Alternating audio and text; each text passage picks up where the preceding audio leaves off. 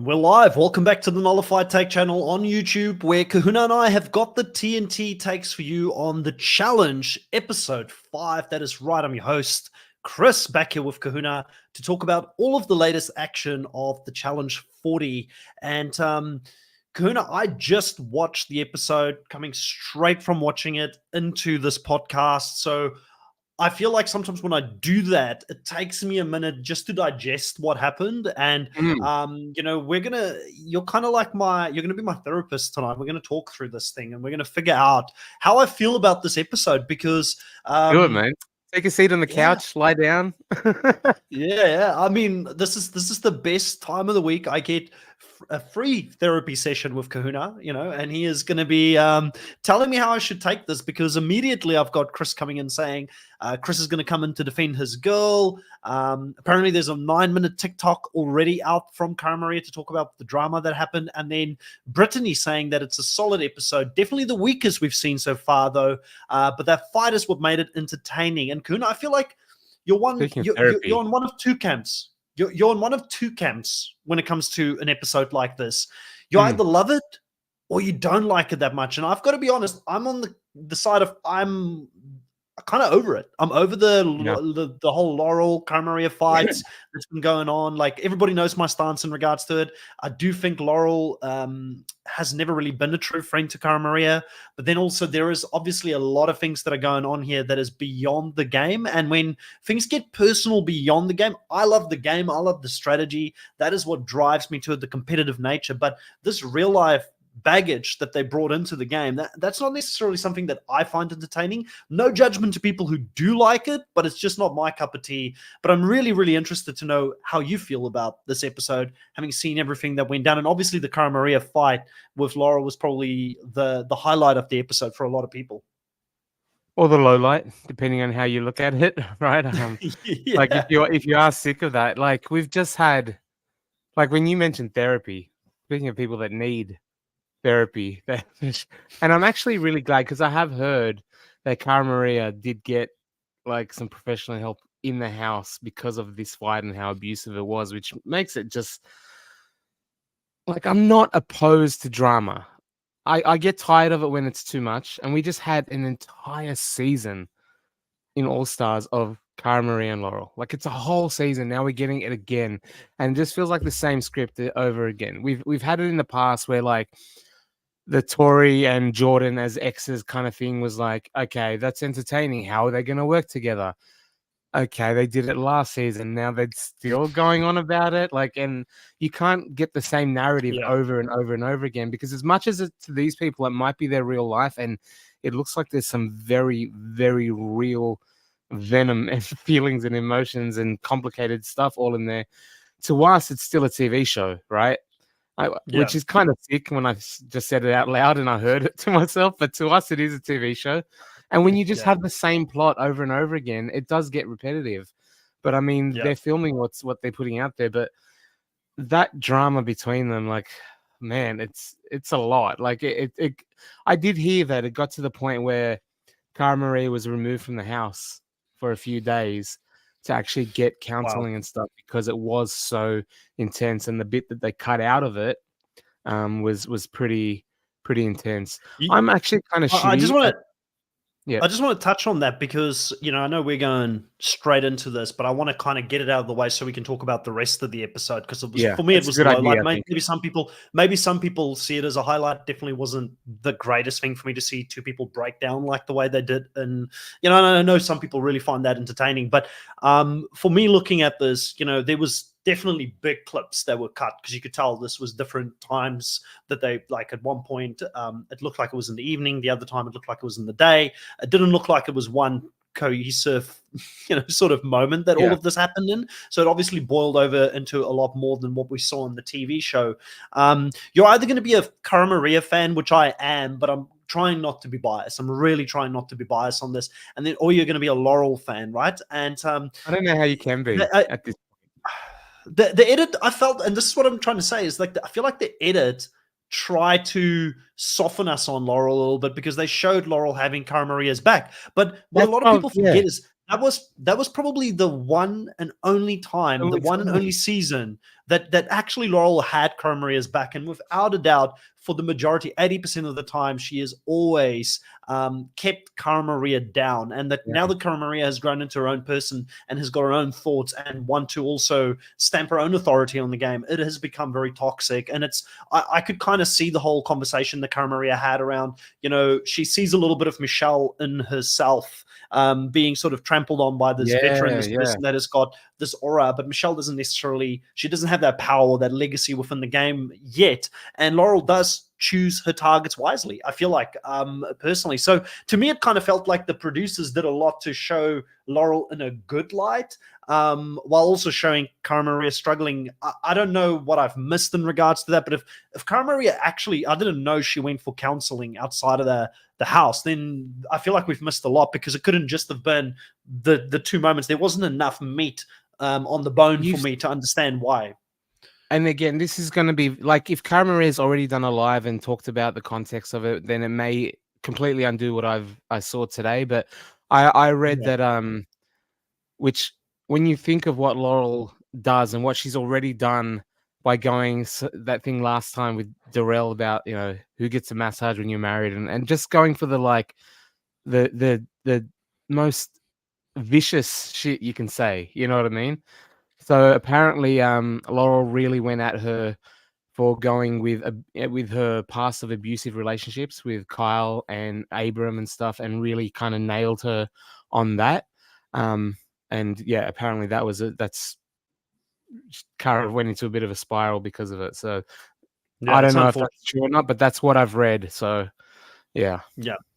Let's see what people are saying here in the live. We've got Dabu saying that Laurel versus Cara is more annoying than Tori talking about Jordan being her ex-fiance. And obviously we had the whole ex-fiance storyline just sort of sprinkled on top, a little bit of seasoning for us on the episode, as they did the daily, but we'll talk about that later on. Danica, good morning. Totally agree with you. I'm also in the camp of just being sad about last night's episode. Didn't really... well, I guess for me, it's tonight's episode, because I literally just watched it and finished watching it about 20 minutes ago. But yeah, it just left a sour taste in my mouth. Dabu says, was Cara innocent bystander, or did she instigate that crap Michele business? Yeah, I do fully appreciate that, and taking my bias lenses off, right? I don't know if Cara Maria should have stepped in, but let's put ourselves in Cara Maria's, like, I feel like the best thing with Laurel is, because anything you do around Laurel, it's like gasoline on the fire, she's going to explode, right? And I think Cara Maria should have probably not been involved, but like she explained it, she saw a little bit of herself in Michele. And if you think back about those days, the only person who really had her back was CT.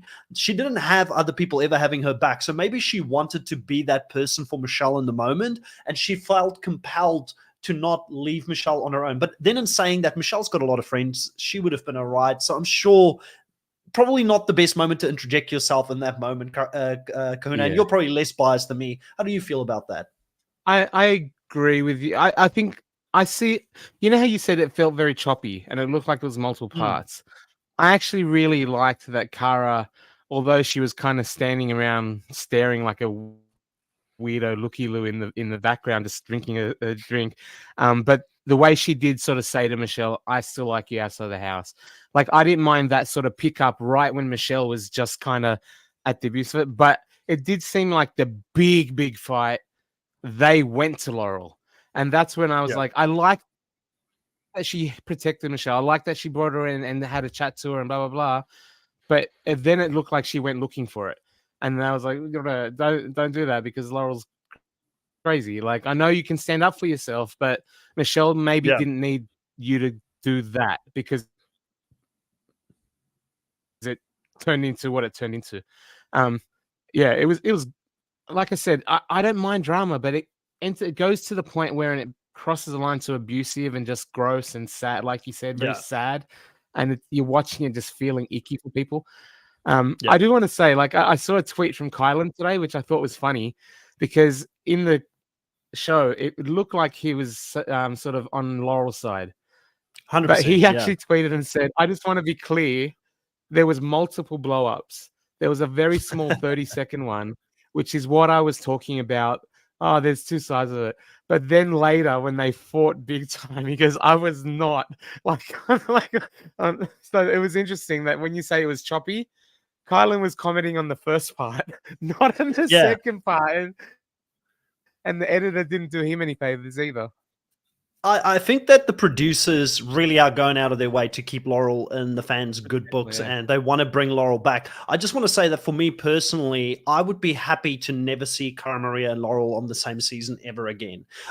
Even if it means that I don't get to see Cara Maria and Laurel has to play a season, that's fine. I will bear through it. But I just feel like it's gotten to the point now where I just think mentally they're not good for each other. So not having them on the same season to me just feels right. Like moving forward, we don't need to see them competing anymore.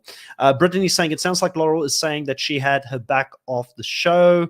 Yep. And I'm sure she did at times. I'm sure she did. Like they were good friends. And this is where it gets very difficult for us as podcasters to even have a, like, I mean, we're commenting on what we saw, but there is so much we haven't seen. There's so much we don't know. I just don't feel like the way that Laurel is coming across and how far she's gone down the rabbit hole is right. Like I feel like she should be more mature than that. She keeps saying that Cara Maria isn't very mature, but she's having this blow up, right? She's going that far. Like I don't know, like just remove yourself from the toxicity.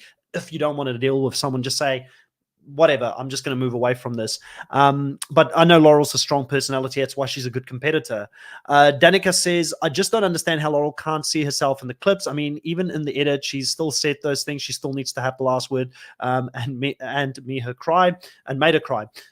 Yes, and also she said to Cara Maria that you're coming across so badly. You don't have anyone. You don't have any self-awareness. And I'm She like, also said the point thing, which yeah, is just the cringiest. Like I said, because I watched live today with the bakery, which is a yeah, really fun experience, and I was like, is she 80? Like, what kind of old added, like, and she had to really get to it. She was like, said it 3 times just to make sure she said it because she kept getting it. But the point, when you point at someone else, you point 3 fingers. Shut up. Like, that's the cringiest mode. Like, yeah. sticks and stones may break them, may break your bones. But like, what are you doing saying silly platitudes and then backing up that by saying when you point at someone, you point 3 fingers back at yourself. And then she goes, sit down, you stupid bitch. Like, Yeah, you're not yeah. exactly like keeping it classy, is she? Listen, all I'm gonna say to this is that we all have our low moments, right? And we definitely wouldn't want that to be captured on international TV, on reality TV, for people to be able to refer back to it. And this was one of those low moments. It's one thing if it happens once, but with them, it's just happening over and over and over again. Like I know in my personal life, if someone annoys the crap out of me, I'll avoid them. The problem is in a Yeah. reality show where you're constantly casting these two people together and you're forcing them to live together. Like I'm trying to understand where this is coming from, and the producers know what they're doing. They, as soon as this blow up happened, thought money moment. I mean, this is going to be the big headline. There's going to be a lot of people who are going to love it, and there are a lot of people who love it. It's just unfortunate. I do want to move on from this, but I'm going to read a few more comments that people are saying. Chris here is saying, quick TikTok recap. Yes, this was at several points in the day. Cara did confirm she got help from a therapist. Laurel brought up past abuse. Yeah, so again, that is what caused Cara to seek help. That is what Kahuna mentioned as well. So thanks for enlightening us. Brittany says, I disagree. I do think Laurel had a strong reaction, but come on, Kahuna and Michele approaching Laurel when she was clearly minding her own business wasn't cool either. And we kind of called that out. Probably not the best thing to happen there. It's like I said, definitely fuel to the fire when it comes to those two. Yes, One Kahuna. thing that was pretty evident though, when you looked at the sort of outcome of it, Cara was surrounded by people, comforting Yes. her, agreeing with her, saying Yep. Laurel's basically bitch. And it felt like Laurel was like cornering Theo in order to have the conversation. And Theo, his confessionals were like, yeah, like, this has been going on for ages. I hate to see it. I don't want to get between either of them. Mm. You know I what I hope mean? Like, everybody went to go give. I hope everybody went to go give their somebody close to them a hug after that, because Theo just being like, go give someone a hug out there. I thought that was the Yeah. good energy we needed That was. I in the actually show at went and the gave moment. Beck a hug. I went to the kitchen and gave my wife a hug when he said that. By the way, That's when amazing. Theo hugged Laurel, he made Yeah, her look like a freaking toddler. That dude yeah, he's is tall. gigantic. Like He's he's massive. easily the biggest man in chat. Like he would tower over Fessy, Mm, over CT. Like yeah, he's a giant dude, man. Like I couldn't believe it. he's Like he massive. just yeah. No wonder Still a Paulie got kicked travesty. out. Still a travesty that every time we see Theo back on our screens, we never see this fun, joking personality that he has. That we know people like Troy, who's been on a season with him, said Theo's one of the funniest guys ever. The edit never shows that. And again, he's just relegated to a person that comes Yeah. in for a one-liner every here and there. But any case, let's read a few more here. Dub is saying, when was Kyle ended relationship? I'm not going to say that word over and over because we probably will get demonetized, but ended relationships after Vendettas, yet he came back for 6 more seasons. I don't know. To be honest, when, and again, this could be things that happen off screen. We don't know what happened. Jay is saying, what's up, guys? Laurel's just insecure bully. Cara did start the argument, though. Totally agree. I think that's a good take. Brittany's saying, Cara and Paulie were just calling Michele a snake for throwing Paulie in a few weeks ago. Very true. But I think the difference between Cara and Paulie is that they leave the game in the game. Like it's a game, you outplayed me, well done. Like even when you think about last season when Leroy and Killer Cam went after Cara, she didn't go like, oh, you guys are written off from me for the rest of the world. It was game. It was game. And she was still okay with Leroy after I think after Killer Cam left as well. So I think when you go beyond the game, that is when there's a problem for me. And Paulie said to Theo when he took him out, look after Cara Maria for me. Like, they realize it's game. That's the difference. And that's how I approach this show when I watch it. I want to see, yes, have the vendettas. Yes, have these things that are against each other, but leave it in the game. When you leave the game, don't take the game with you into your personal life. Which is probably, it's easier said than done because you become friends with these people. Chris is saying, Cara also says that Laura said, I will never be your friend to Michele. And that is why Cara said the friend comment. And listen, if I was Michele, I'd be like, okay, cool. Like, to be honest, my social calendar is full. I'm stacked. Like, I'm struggling to go and meet up with everybody who wants to be friends with me. So that's fine, Laurel. No, you do you. I You do you. disagree. I think I think that's Laurel knowing that would be the most hurtful thing she could say to Michele, knowing that Michele wants that approval. Probably, like she's probably seeing that and like cutting at it. Like she's like, I would never be like. I think that's what Laurel does. She picks up on the thing that would cause the most damage in her mind, and she goes for that wound. And I reckon that's what she was doing to Michele the whole time. Just I think it's a good observation.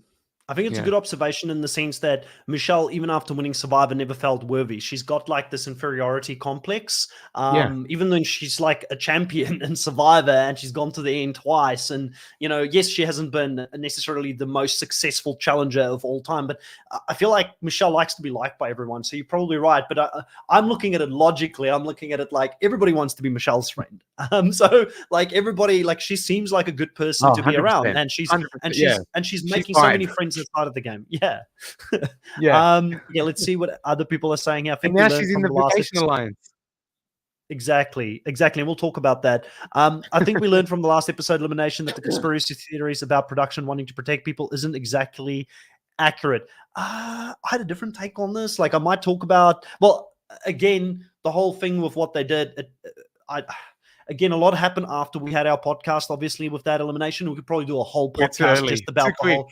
Yeah, we're too quick out of the blocks when it comes to it, but it still felt like a little bit forced for Horacio to come back and say, oh yeah, no, definitely this is how it was. Like, and there was still a lot of loose loopholes for me in regards to his ball getting stuck and things like that, where I'm like, that still doesn't seem like it was very fair, helping one person put their things back on. And then this elimination, again, I don't like having a tinfoil hat, but I've got some sneaky stuff that I need to talk about in this elimination as well. Like it feels for me still like there is interference from production, and I don't like saying that, but 100% felt like that, and I will talk about it later on. Dabu saying, when Laurel and Cara were friends and I lived in Montana, that's when she was with Abe. She knows a lot about that situation. I know Abe also had problems with the girlfriend he had afterwards that he married with, who he's got a kid with. So Abe definitely is a bit off the rails. Danica says, I also don't understand how she can be this way when she is now in a professional position as a veterinarian. I mean, she has a job with clients, I assume. I would not want her to treat my pets. Yeah, definitely not a good look. Yeah, you got to think. Hopefully her clients what's maybe doesn't watch. Survivor Kelly. Rebel Kelly lost her job as a psychologist because of, remember, like Yes. on Australian Survivor, Rebel, lost her job. I don't know if we should be. Hopefully, no one from Australia is watching this. Yeah. No, but I don't know if we should be disclosing that, but hopefully no one's watching from Australia. Yeah. That was off air. Anyway, so I'm going to move on. Just going to go Brittany. I just don't think it's one-sided. It's both of them. Brittany saying now Chris Cara did attack Cam and Leroy online as All Stars 4 was airing. Okay, I don't check socials, so I stay off it for my own sanity. Dabu saying after Cara did the whole interview, what they were invited to baby shower didn't exactly take it on the chin. Baby shower, right? Dabu saying as if Tina is only one that one elim with an ease dodgy. Yeah, exactly. Well, that's I guess let's bring up just while we're on the Michele subject, everybody will want to talk about this. We love ourselves some showmances.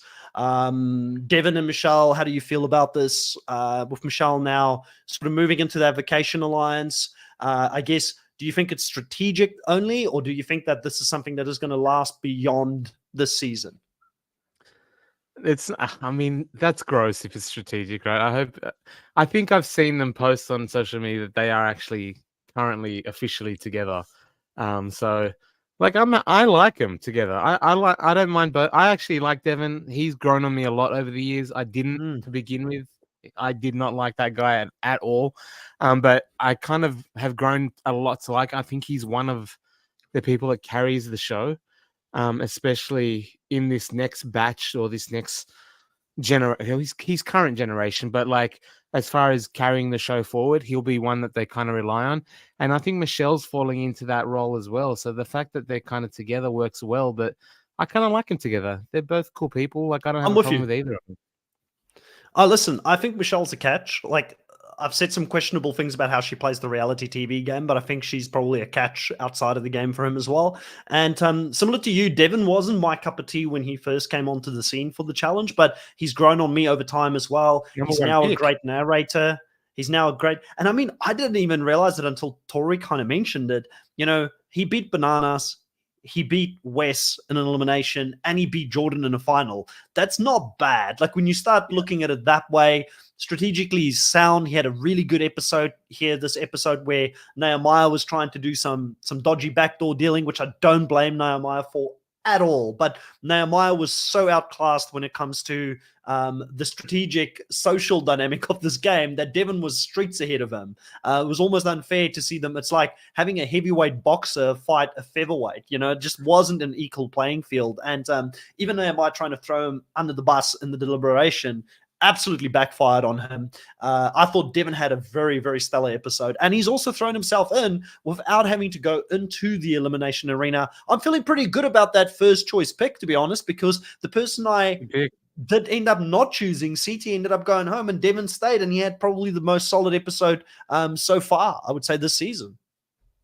I mean, Devin had a good episode. Like that's kind of like I was looking at it, my bias showing. I was like, wow, what a Tina episode. Some stuff there, but you're right. Devin did have an amazing episode as well.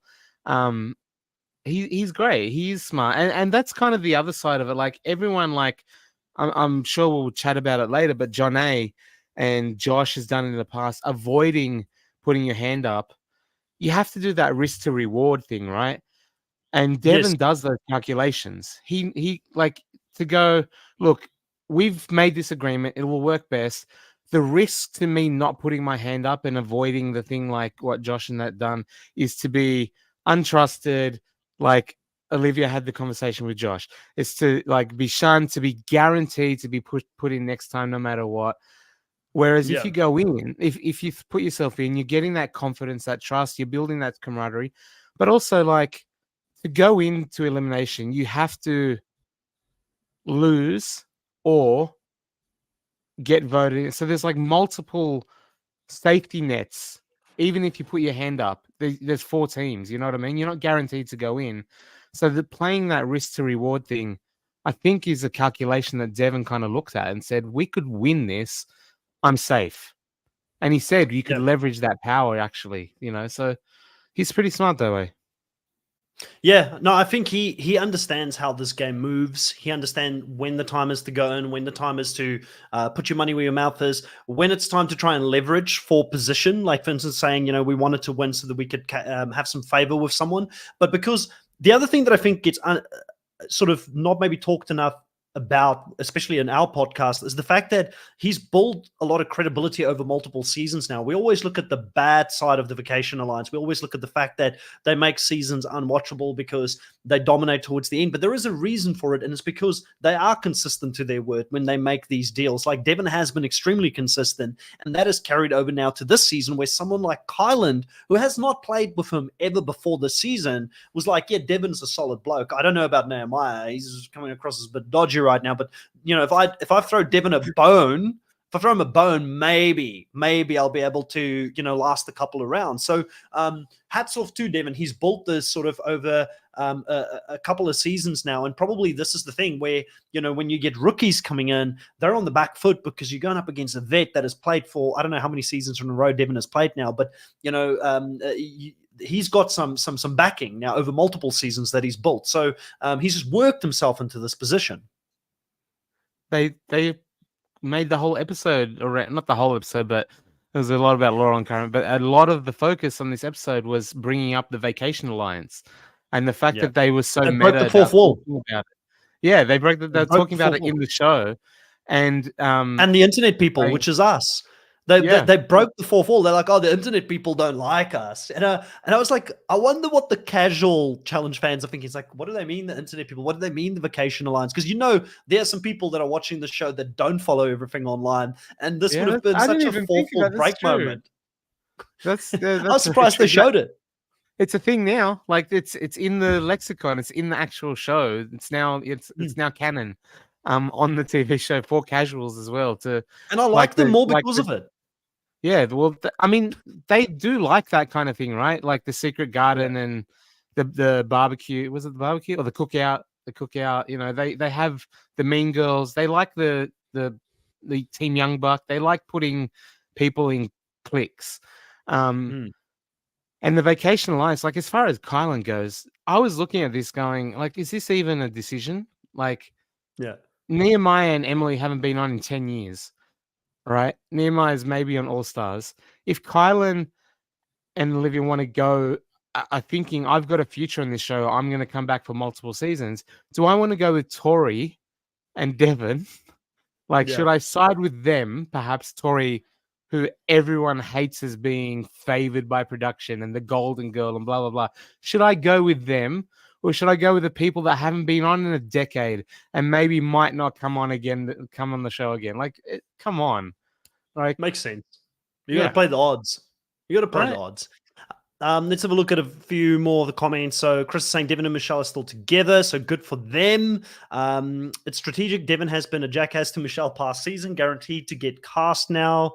Danica saying they don't bother me. Brittany saying Devin really annoyed me in this episode, so I wasn't feeling this showmance. Brittany, why are we in such opposite places on this episode? Like, you got to talk to me, girl. Like, I need to know why and by the way, I love the fact that fans see different people that they like, they don't like, but we're in the opposite camp in this episode. Maybe next episode we'll be back together on how we see things. MJA is saying or asking, does Michele have a type? And I don't think so. If we look at the people that she's dated in the show, like, they couldn't be more different from season to season. I feel like Michelle's dating life is like how her challenge strategy is. It's all over the place, to be honest. Jay is saying, guys, why hasn't Troy been back? I'm sure you have I would imagine the inside scoop. I actually messaged Troy not that long ago. I didn't ask him why he didn't get casted, but I just sort of mentioned to him that we mentioned him when there was the pole wrestle, and we said it would have been great to see him and Derek go up against each other. And he said he would have loved to have been out there. So I can tell you, it's definitely not because Troy doesn't want to go back. It's probably just the producers haven't seen the need or just haven't gone back to him for some other reason. But I'd love Troy, like hopefully, because Troy's young and Troy can still be on the show for a very long time. So, I don't even think he's 30 yet. So, he could easily come back and still be there for 10 seasons, especially if you're looking for like a replacement to a Derek type character as Derek is getting older, as well. Dabu is saying he beat Anissa, not Jordan. Baby Goat would smoke him in a foot race. Fair call. Brittany saying West through elimination, and Jordan was anchored by Anissa Tori with the So a lot of people are just not liking this whole thing that Devin beat Jordan, which is fair. It's a lot of Jordan love out there and hate. Danica saying they could be setting themselves up for an exes season and being friends with benefits in the process. Very interesting. Could be. Would that be a strong team?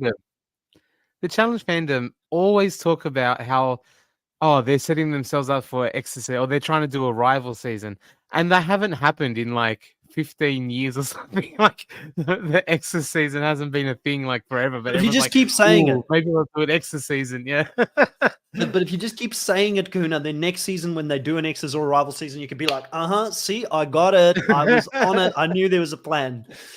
Chris saying Brittany at Brittany Tori will always back Devin, except for that one time she was rooted for Emmanuel in an elimination. When she was rooting Emmanuel, that season.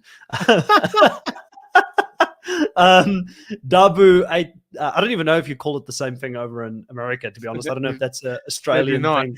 That's an Australian word. Well, okay, so I probably need to explain it. So if you're rooting someone in Australia, it's basically what Devin and Michele did this episode when they didn't go to each other's beds. Let me just put it that way. Yeah. That's by the way, we always laugh when you say you're rooting for someone and you're rooting for their team. You're like, oh, are you? Yeah. How funny. Listen, give some credit to Olivia this episode. Like her attention to detail to make sure that the show capture, have a look at that. And then they get caught on camera. It was brilliant. Like I was like, this is some good stuff from Olivia. Now that the Nerys isn't there and Horacio isn't there, like we just don't have that drama around Olivia, which is probably why she's not getting a lot of airtime, to be fair. But I thought that was a good moment.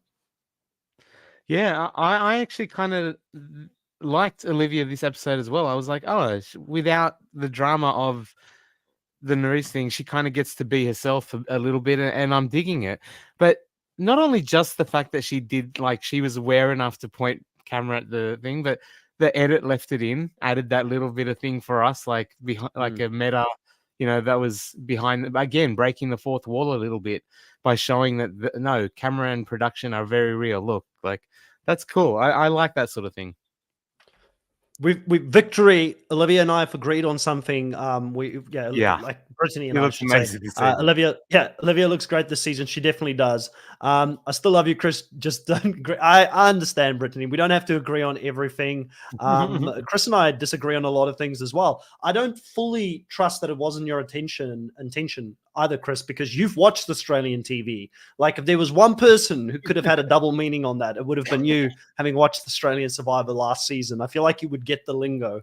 But yeah, so obviously we've spoken a little bit about that showmance. We've spoken a little bit about the funny moment there. Let's talk a little bit about CT.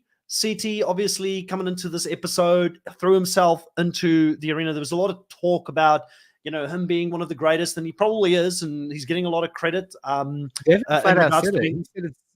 it's undeniable that CT's the greatest. I think it was Devin. Wow. Yeah, Devin said it. Yeah, he's the greatest. And they talked about his legacy a little bit. They talked about the fact that no one would want to go up against them. And then we also have that moment early on in the episode about Nehemiah. The last time he played, he was sent home by CT. It kind of made my spider senses tingle a little bit when that moment got on the camera. I was like, we've got a rematch happening in this episode. How do you feel about, this whole episode? We had the soft moments of CT being there to give guidance and advice to competitors again, to be the CT pro tips, friendly Uncle CT, but ultimately a bit of a sad ending to the episode here with CT ultimately not being able to win in this elimination.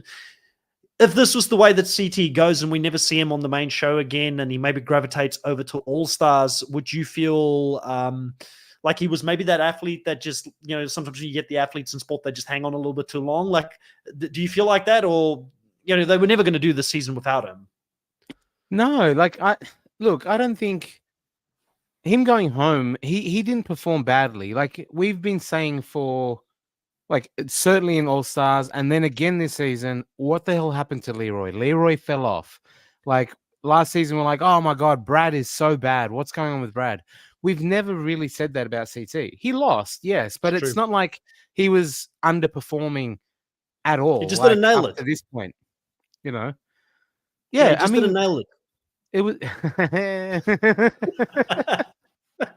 Um, but I mean, it's an elimination that is really kind of winnable by anyone, Yeah, apparently, as evidenced. But it's not necessarily. I like that it was a straight up win as well. Like for Nehemiah, it wasn't like he didn't beat CT in something that CT is not good at. Like when people were going, "Oh, Michele didn't really beat Cara Maria because it was a puzzle." You know, you can't really say it's something that was advantageous to Nehemiah. It was kind of in no one's wheelhouse. It's no one's thing, so it was kind of even in that regard. And I actually thought CT should have been more advantaged because he was a construction worker. that's what he And said. I Yeah, think Josh actually, yeah, Josh said that. So he's been a construction worker for years. So that was interesting. But it's a straight up legit win against one of the greatest ever. But it doesn't, to me, it doesn't mean that he's falling off either. Like it wasn't no. a ding on his legacy to me. I mean, it's what CT said. It's like this is why the challenge is great because you just never know what to expect when you're going down in the arena. It could be something that suits your skills on the day. It could be something that maybe is out of your wheelhouse. Like if this was some sort of a math equation or a puzzle, I'm sure he would have mopped the floor with Nehemiah in that regard because that's what CT is great at, as well as maybe some of the physical stuff that they could have done. But this was definitely anybody's game. Obviously, there was this moment with Nehemiah winning where he said that he's always wanted to be one of the greats. He's always wanted to be remembered. It was kind of heartwarming in a way because you could tell that this win meant a lot to him, being able to take out one of the greatest, one of the baddest guys to ever do this. And, you know, I've been saying for many seasons when Nehemiah went back to do All Stars that he should still be on the main show. Like he is still capable of competing with the best on the main show. Do you think that with Nehemiah's return now to the main show, having beaten one of the baddest, and I mean it in a good way, challenges to ever walk the earth, that he would potentially now work his way back into the main show for the future? Because the guy's not that old. I feel like he could easily still transition back into the main show now that he's returned for season 40. I wouldn't mind it. Like I actually felt really bad when he said that because I felt like he was talking about me. In that I've just always felt Nehemiah as just mid. Like he's always to me been like he's all right, but he's never been a good performer and certainly He's a not champion though. bad by. Yeah, I know he's a champion, but maybe it's because I felt like he didn't live up to potential. He should have done way more in my head because I do think he's capable. I do think he can do a lot. And the fact that he didn't, like, he was never as dominant as maybe he's certainly not in the conversation. Like what he said, he's not seen in that. He doesn't have the same legacy, which is very accurate. And perhaps he should have, like with what he can do physically, with what he seems to be socially, and like he's a great TV personality. I'd love to have him back on the show, especially seeing him approach Devin and try to do the wheeling dealing thing. He's not just sitting back and being like, you know, we're old school, we don't talk with them or whatever it is. He's trying to make things happen. So I appreciate that. Taking out CT is obviously like a huge deal. It's probably why Jay got so many callbacks. Like they made that a big thing. Like, you know, Yeah. when so I mean, we heard about it how hopefully many times last season? How many times did we hear exactly. about it last season? Yeah, that's what I mean. So maybe, you know, that might be enough for someone like Nehemiah to get back in because they certainly don't have the same pool to pull from anymore. And we saw in 39, even though we're getting some new people that are great in the Kylands, we're probably not going to have Horacio back. You know, if Theo's back in the rotation, if Paulie's back in the rotation, awesome. But if they need some fresh blood that's also links to the old, if the likes of Wes is gone, Jordan doesn't come back as often as anymore, Bananas might take a little bit more of a break because he's doing a million other shows. Maybe a Nehemiah is a good link to the past that can still be very relevant today. And he could feel that for sure. Yeah. I liked him. Okay, Jay says going to miss the CT pro tips. Totally agree with that. Dabu saying 7 beats, 5 end of. So still advocating for Bananas to be the GOAT.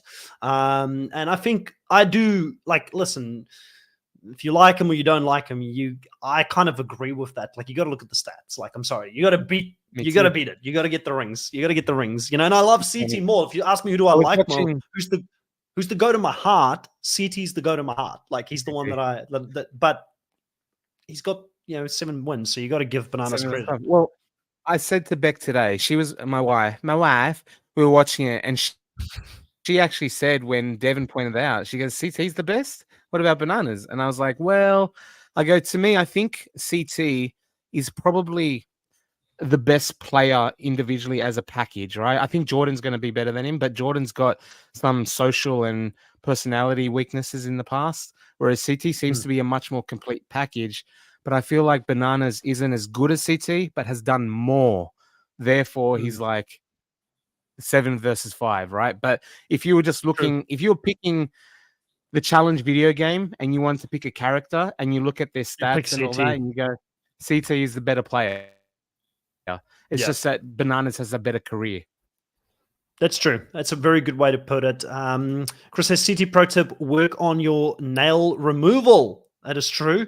Danica saying, I'm so sad he's gone. Brittany saying, CT losing in an elimination that includes construction is disappointing, though. W saying, CT won back-to-back seasons plus traders before this. Far from done. Yes, that is very true. And this was a stacked season. It was something that was a little bit against them. But, I like to ask the question, even if it's a bit provocative. Like, I like throwing it out there and exploring it. Brittany says, I also think having a dad bod in your 30s is a lot different than having a dad bod in your 40s. That is true. Chris is saying something interesting. We finally get the return of karma points, and TJ mentioned to help someone win. So, yes, that was very interesting. Every single episode that we've watched, we've noticed that whoever's eliminated, they don't get the normal farewell, hope to see you again. They always stay there while the 2 winners chooses who the next targets are. And then we see everybody leave, but we never actually got to see everybody's votes until now. They showed it again very briefly. We didn't see all of the votes, I'm sure, but it basically is reconfirming that every single person that's getting eliminated, they are doing something with the karma votes, karma points down the line. So I am interested to see how that is going to play out. I know a lot of people don't like it, as long as it's not too game breaking, Kahuna. I like the fact that how you treat people in the game is going to come back to bite you, because you have to think about it. This is a social strategic game, so your social game should matter, I feel like, heading into the end. Yeah, I do also like the fact that TJ has mentioned it. It's part of it. And these people can't, it's like, it reminds me of my kids. Yeah, it reminds me of my kids. Like, when I'm like, look, if you do that, I'm going to turn your tablet off, or I'm going to blah, blah, blah, or I'm going to X consequence. And they know, but just immediately, whatever thing, they just can't think past this 5 seconds in front of me. And even though TJ has said there's karma points, how you treat people matters, blah, blah, blah, I'm going to fight. I'm going to scream. I'm going to make so much blah, blah, blah, blah, because I can't help myself. Like, that's what I love about it. Like, they're just children at heart. It's crazy. I have to say that for me, most of the players, and it was one of the things I think that has been lacking this season, most of the players that are coming back this season, it doesn't feel like a hyper-strategic season. It doesn't feel like a lot of very good strategic decisions are being made. I think very few people are playing that way. Devin is one of them, but a lot of them just, I don't know, it's kind of going with the flow. They're nominating to go in. It's like very kumbaya. Janae is trying to play the strategic game by not throwing herself in, but she's doing probably the opposite of what, like, if you're the only person who is strategic in a cast full of people that are like, no, it's old school rules, you got to go by honor, then you got to adapt to that. And I think that is the thing that someone like a CT, that's why he's been relevant for so many seasons, because he will adapt to that and he will throw himself in, or he will adapt to the strategic game of not going in when he needs to. And I think that some people can read the room and others can't. But for me, overall, I just feel like the level of strategy this season is very low. Do you agree with that? Is it also the fact that the format removes some of the element of strategy as well? Because of the Possibly, targets, as far as voting goes, as far as getting numbers on your side and the Vacation Alliance being able to dominate and blah blah blah, you can't stack votes on people because it's only the winner picks who the target is, and if the target loses, they go. There's very like direct thing without the social engineering and the political strategy at play as much here, really at all. Like unless you strategize to go down and win, you cannot pick a specific target. You can't target anyone with your alliance. You have to only target people by winning an elimination and going down there, which is kind of fascinating that they've done it this way. Yeah, very interesting. It almost seems like every time production tries to do something to help move strategy forward or to bring it in, it actually almost backfires on them in these seasons. Or maybe they do it on purpose, like you said. Alliance can't do their thing though. It's kind of doing what the fans want. So far, the only thing that's dictated outcomes in this game has really been winning the daily, and then the elimination dictates who the targets for the next one. So the politicking and all that, you can't really protect people that much.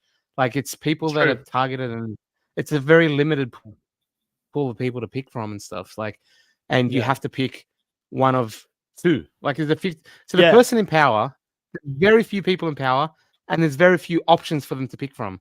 So like the choices is gone. Like, you know what I mean? So can we just touch on that for a second while we're talking about the strategy? There was an opportunity for Nehemiah to make a strategic choice this specific episode where he didn't have to target Janae, who's someone he's played with in All-Stars many seasons now. He's got a connection with her. She didn't expect to be targeted by him. Nehemiah just got outed by everybody in the deliberation room, you know, on the table that they had. Was this an opportunity for him to at least keep a single ally in the game, and he just fumbled it? Because I mean, I feel like he's out there on his own, and what did he try to do? Because he's not going to carry favor with anyone by doing that. Like he's not, I don't think, enhancing his position in the game. It felt like he had a bit of a blunder in this moment by throwing Janae in there, who I think would have returned the favor of not throwing him in whenever she's in the bottom, you know? So it just, and she's going to be in the bottom very soon because she's out of favor. So I just don't know. It just felt like a wrong move for me. I don't know.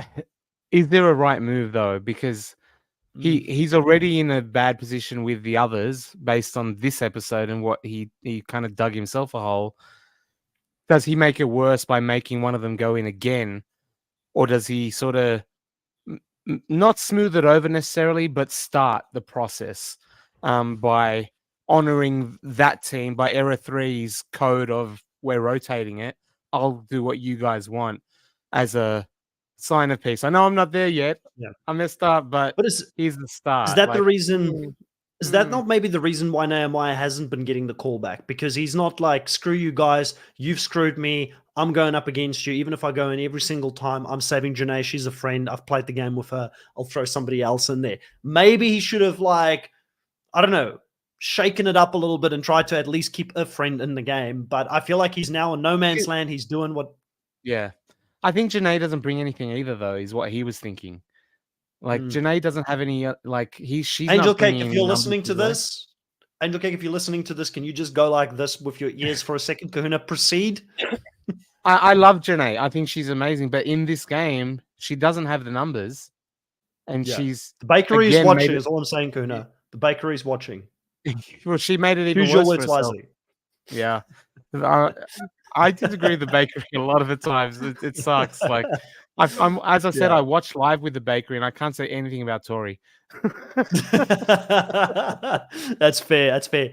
Listen, we're running behind on some of the comments. Let's bring a couple more up here as we progress. Brittany saying, now that I agree with you, Chris, with Avery, Tina, and now Nehemiah, there are a lot of people who were underestimated that are stepping up. That is very true, Brittany. And that's why I love these kind of seasons. You never know what to expect coming in. I'm going to bring a couple more up as we try and catch up here. Bloody Money, welcome back to the live, saying, hey, Chris and Kahuna, sorry I'm late. I'm missing out. You are right on time, Bloody Money. We still have a bit to talk about, probably something that I think is the most juicy part of the episode and not Cara Maria and Laurel, which was at the start of the podcast if you want to hear our thoughts on that mess. But we'll talk about the controversy and if production potentially rigged the elimination for a second week in a row very soon. King Cash is saying 7 beats to 4, but one hand up levels of difficult.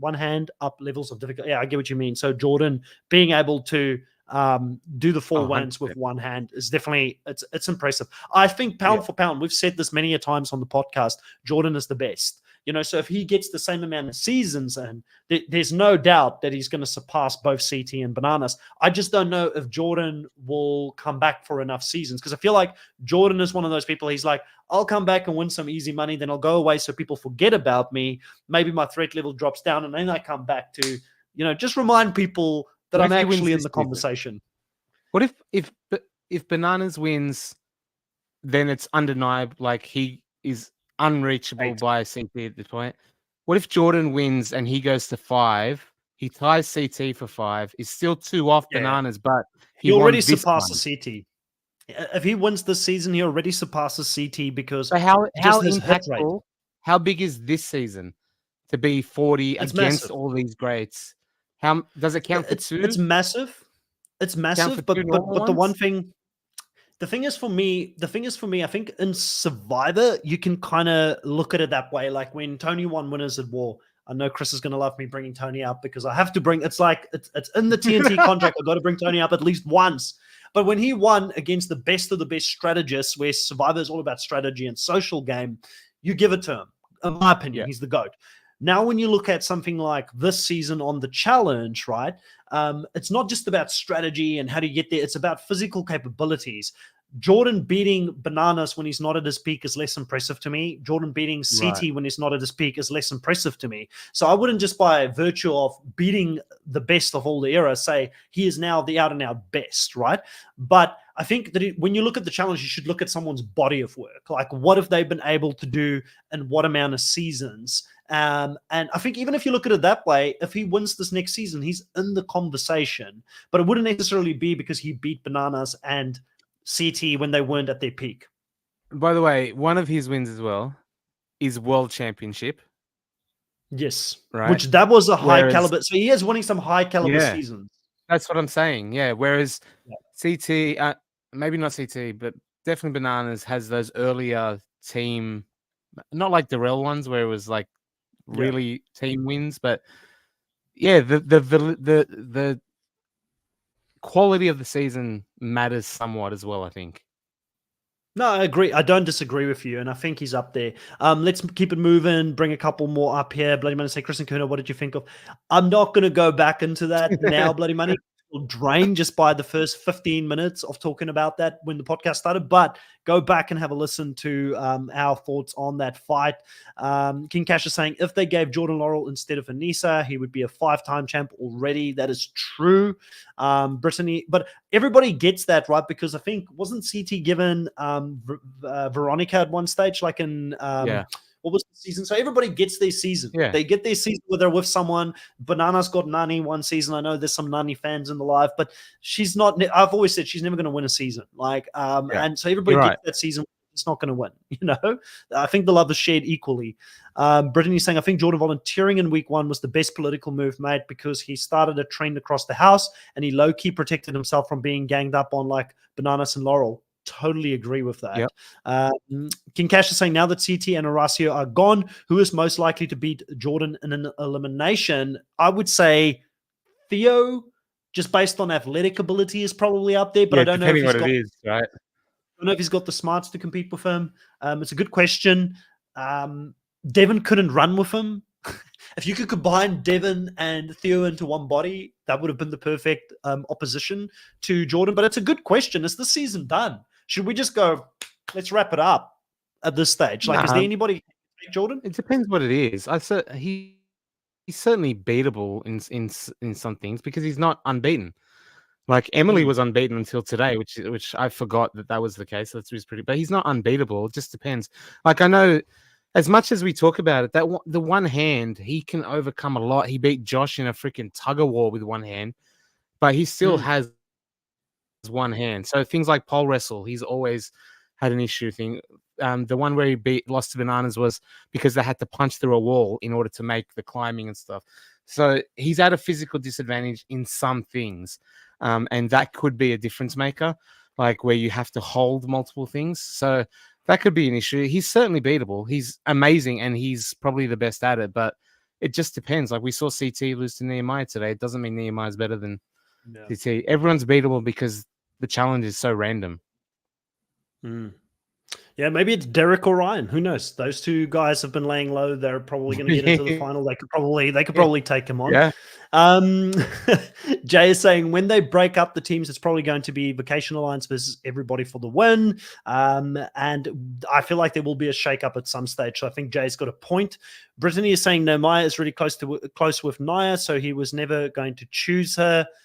That's a good point. And he also lost to Janae in a final. Plus, she tried to take the palace down, so she can be targeted. I forgot about save the palace. And in that season, she did go after them. W saying Nehemiah should have voted Casey, not Jenny. If you're going to screw vacay and deliberation, go all in. They won't forget. That is true. Yeah. I think he should have taken a stab, and that would have been a good TV moment if he wanted to be remembered. Chris is saying, I won't snitch to Drew. I promise. Chris is always listening. I feel like should you trust your fate is in Chris's hands, is all I'm saying. Your fate is in Chris's hands. I trust Chris. King Cash is saying the disrespect not mentioning Fessy in the Vacation Alliance. Completely forgot about that. Like, is he still a part of it? We don't know at this stage. Danica saying the other women, Rachel, Laurel, and Jenny, of course, she didn't want to go in. I mean, even at the time, it was just Rachel and Laurel. Let's talk about, and I might skip a couple of comments here now, but let's talk about the female elimination because we haven't spoken about this yet. I'm sorry, I call BS. Like, there is no way Tina... 100%. Like, I feel like the nails could have, and again, I will say, putting this disclaimer out there because I'm sure people will come at me. I've only watched the episode once. I watched it 20 minutes prior to going live. Maybe I'll go watch it again, but I feel like those nails could not have been in as deep and as solid as the others because you've got a guy like CT fully trying to get that out and he can't move it. And you're telling me someone like Tina, who's like, she's not known for being like the strongest, most athletic person out there. Those nails, like Emily said, it sounded like a machine gun when they fell down. And Emily is stacked. She's jacked. And she couldn't get them moving. Yeah. Like, I just feel like it was too easy. And I don't know. I feel like there was some shenanigans going on here. What's your thoughts in regards to this? It did, like, because I've never tried this, I have to, like, assume that technique matters. And in my head, I went... It made sense to me when I was going, what the hell? Like, I'm trying to understand how that happened because it didn't make sense at all. That, yeah, Emily's jacked. You've got CT and Nehemiah, grown-ass men and strong men at that, couldn't move them, but Tina could. So when I tried to go from the other angle and go, how could it possibly work?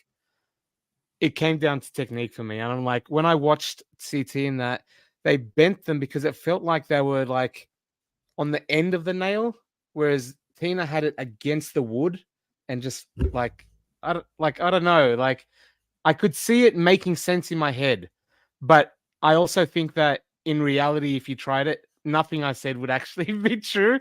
But if I try to make a way to make it work and squint real hard, I'm like, yeah, I could see that happening. Like that's where I've worked with a hammer and nail many times in my life. My dad's a builder, has been in construction. Like, I've grown up on construction sites. I'm telling you now, something was off 100% in the way that those nails came out. Like, I'm sorry. I know Chris is defending Tina here, and I will definitely go watch it again. But nails don't move like that when it's properly in. Like, there's just no way. What the guys did, and also Emily, when they started doing it, those nails were properly, and that's why they didn't just fling out as soon as she did it. I just feel like something was very off here, and I don't know. Like, I love Tina as a star on the show, and I love her as a competitor and as someone that brings great confessionals. And I'm really happy that Rachel doesn't have to go in every single week moving forward, because that would have really sucked, because I'm really also a big fan of Rachel this season and I've been enjoying her. But something feels very, very off for me. Brittany said, I had no idea that Tina had a background in construction. Very impressive. Double same on that, production owner, era one member.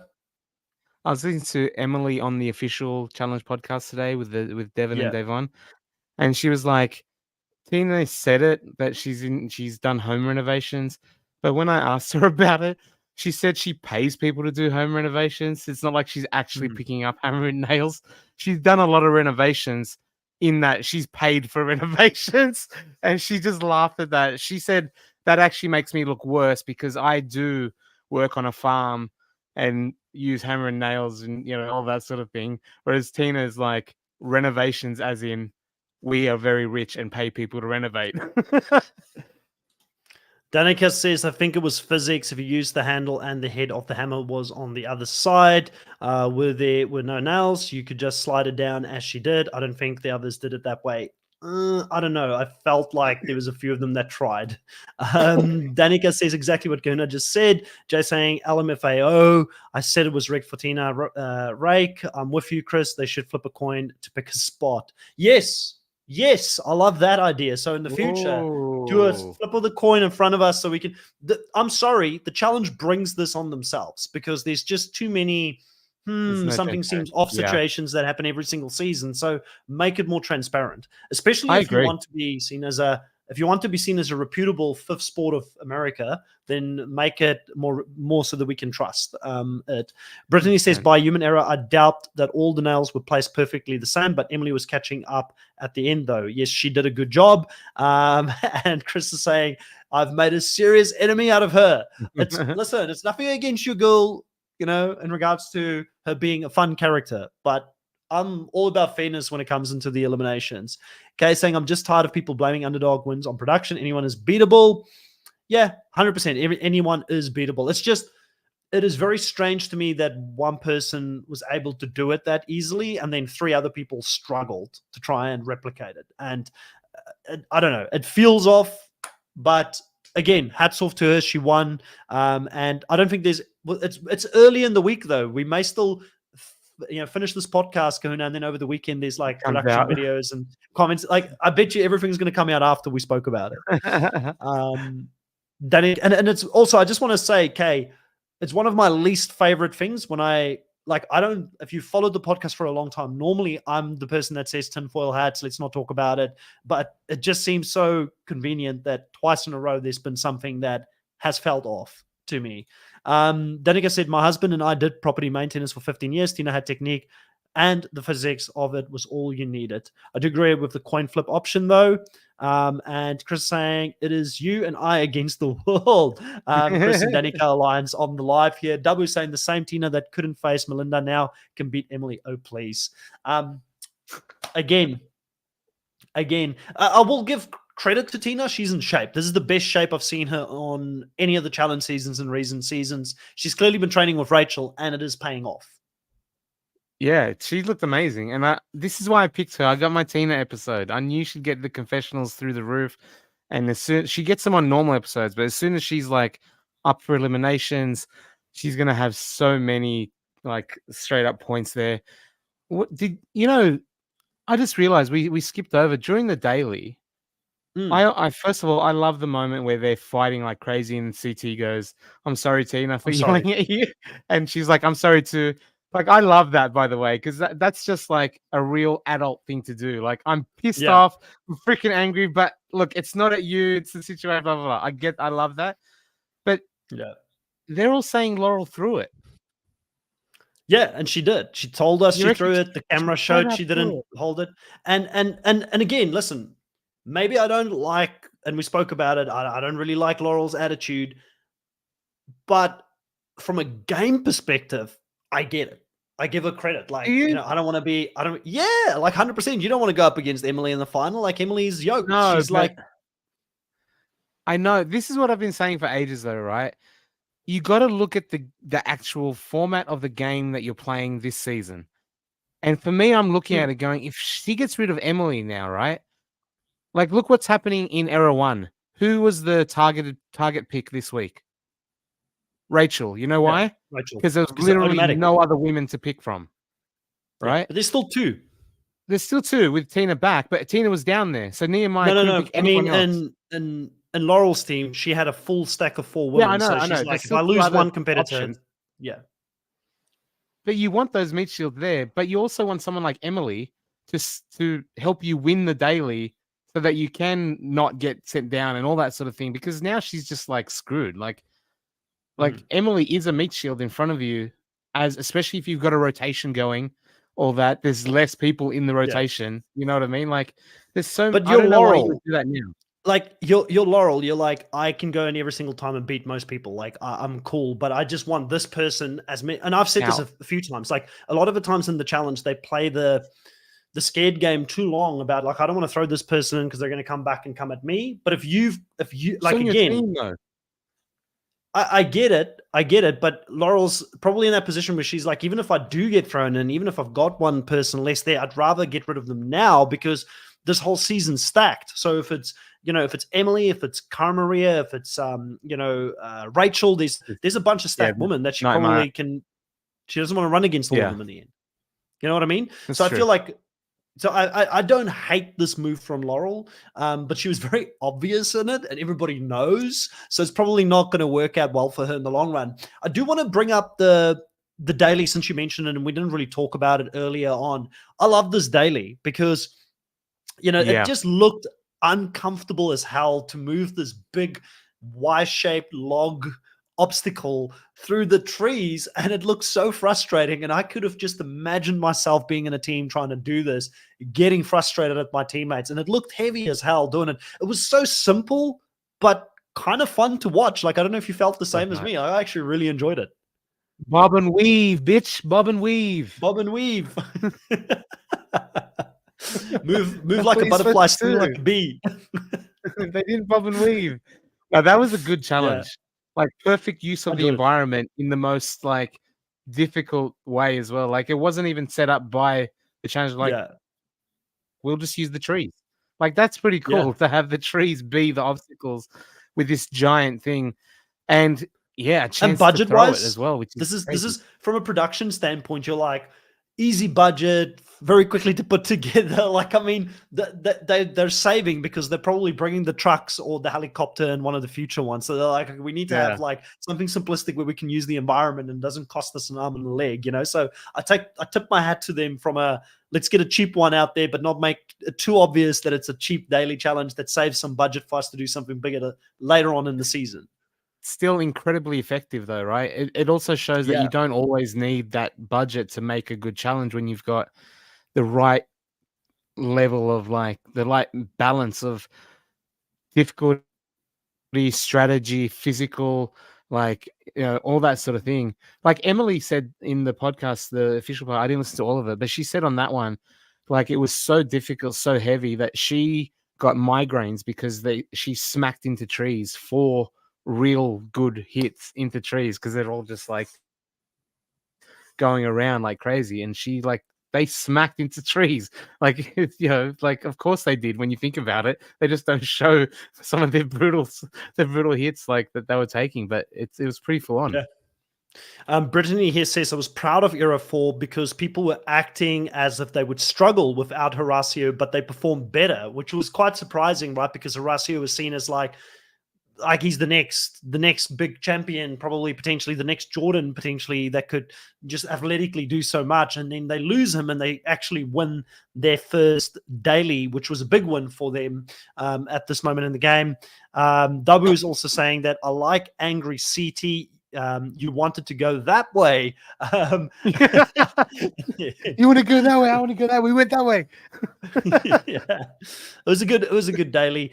Now, before we finish off here, I wanted to talk to you about, Josh's master plan last week of saying, I don't want to go in, I need to save myself, can't go up against CT. We see how things play out at the end of this episode, and suddenly Josh is staring down the barrel of either going up against Corey, Bananas, or Brad. Is he in a better position than he was last week, or do you think in a worse position where he could have faced either Devin, Nehemiah, or CT? Because I look at those three and I think to myself, I see a difficult time for Josh ahead.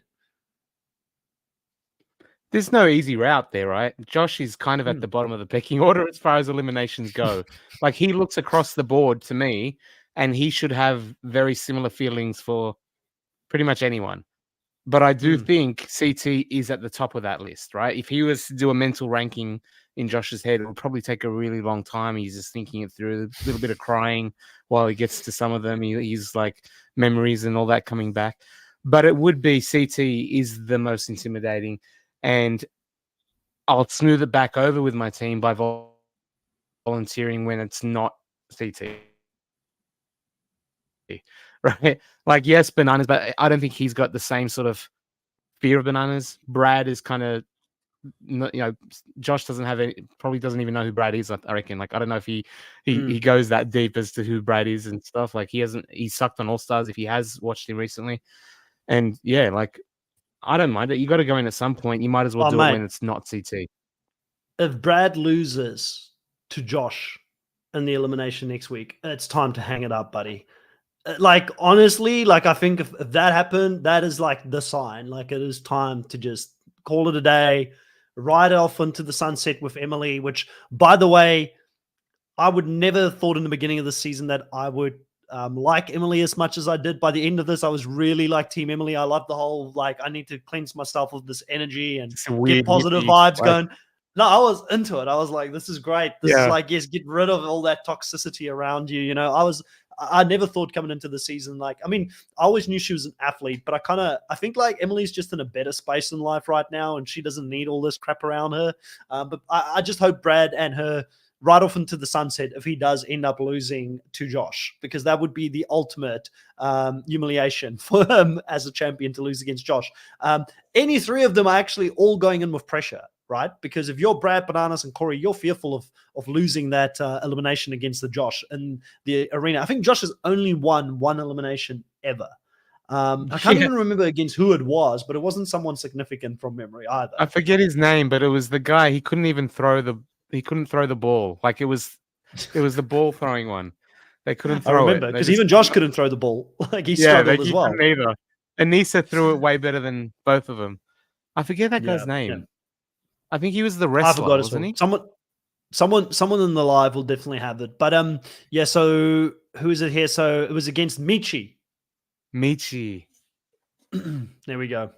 Willie's saying that Emily deserves more screen time. I agree. Jay says Josh can beat Brad or Corey if it's not physical. Yeah, it's true. Probably Corey. Didn't Corey do better at puzzles? Corey did better at puzzles in the Challenge CBS. I remember USA. They ended up calling it USA, right? I'm pretty sure he ended up doing better in that season than some of the puzzles on that season. So maybe he's gotten better. Chris said Michi never even got the ball throwing. Got to the ball throwing. Yeah, that's they had a cart, and he couldn't get the cart over the like bumps to get it to the point where they can start throwing balls. He couldn't even move the cart. It was so heavy. Dub was saying the goof loses either way, and then Dub was also saying Josh is 1 from 7. That is my hats off to Josh. Hats off to Josh for coming back season after season with that record. Like if you were 1 from 7 in this game, Kahuna, like, what is it that would get you back up saying, I'm going again? Like, after the season of maybe 1 from 8, right? Huh? No wonder he didn't volunteer. He's like, I'm not saying, he should have said, do you know what my record is? I'm not putting my hand up. I'm 1 and 7. 1 and 6. Do you guys want to automatically lose me in this team? Like, you know. Oh, man. Lena saying Corey has been practicing puzzles in the off season. Corey won puzzle first daily. There we go. I do think he's gotten better. Brittany saying agreed. Emily was the most fun she's ever been this season. Yet this is the one time she never made a final. That is true. And I think, again, points to the fact that everybody can grow. Like, Emily hasn't been on the show for a long time. I don't remember her ever being this hippie like previously. She's like a different person right now compared to what she was.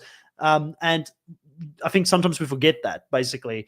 But I think that's all the main points we wanted to talk about on this live Kahuna here today. Thank you to everybody that jumped in the live. I know it's very early for a lot of you over in the US. We always appreciate it when you get the time and the opportunity to jump on. Thank you for taking part in the conversation, asking great questions. We will be back next week to talk about episode 6. And we always look forward to hearing from people who watch this at a later stage as well. So if you've watched this after the live, leave some comments below. Let us know what you agree with, what you don't agree with.